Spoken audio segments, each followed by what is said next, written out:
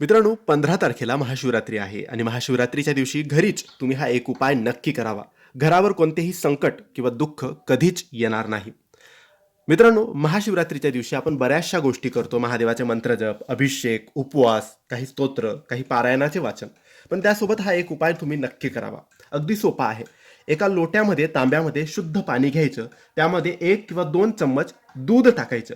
ते पाणी मिश्रण करायचं, एकत्रित करायचं आणि त्या पाण्याने महादेवाच्या शिवलिंगवर अभिषेक करायचं. शिवलिंग असेल आपल्या देवघरात, ते ताटात किंवा ताम्हणात ठेवायचं आणि एका धारेत सरळ रेषेत पाणी सोडायचं. पाणी जोपर्यंत सोडत आहात, पडत आहे, तोपर्यंत ओम नमः शिवाय, ओम नमः शिवाय असं बोलत राहायचं.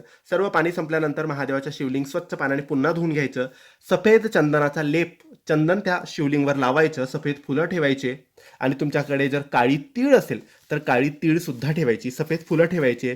पंचामृताचा नैवेद्य दाखवायचा आणि आपल्या इच्छा, मनोकामना महादेवाला सांगायच्या. घरात कोणते दुःख, अडचण असेल तर ती दूर करा म्हणून प्रार्थना करायची. हे एक काम महाशिवरात्रीच्या दिवशी तुम्ही मंदिरात जाऊन केलं तरी चालेल. तुमच्या घरी शिवलिंग असेल तर तिथे केलं तरी चालेल. नक्की करून घ्यावं. खूप फायदेशीर आणि खूप लाभदायक हे काम आहे. धन्यवाद.